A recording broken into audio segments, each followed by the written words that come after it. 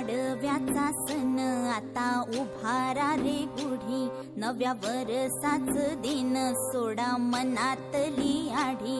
गेलं साली गेली आढी, आता पाडवा